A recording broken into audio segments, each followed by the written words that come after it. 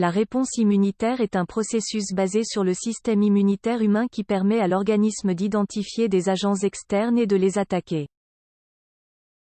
Il s'agit d'un mécanisme complexe que nous expliquons dans cet article. La réponse immunitaire est un mécanisme essentiel de l'organisme pour se défendre des agents externes qui peuvent être nocifs pour notre santé. Elle se compose de différents processus et cellules. Vous en saurez davantage dans cet article. Qu'est-ce que la réponse immunitaire ?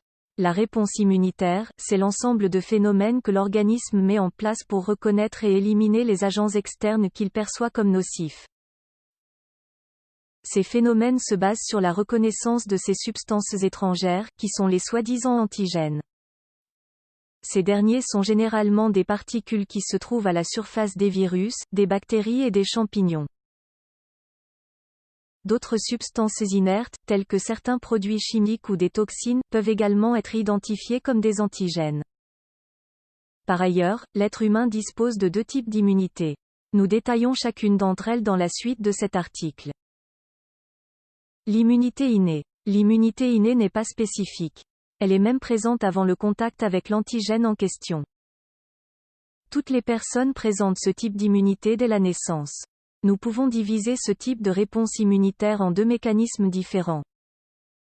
Les barrières, elles peuvent être physiques, comme la peau qui empêche le passage des substances à l'intérieur de l'organisme, ou chimiques. Les barrières chimiques sont nombreuses au sein de notre organisme. Il s'agit par exemple des mucosités nasales, des larmes, de la salive ou du flux vaginal. Par ailleurs, ces substances présentent des caractéristiques qui rendent difficile la survie d'un virus ou d'une bactérie.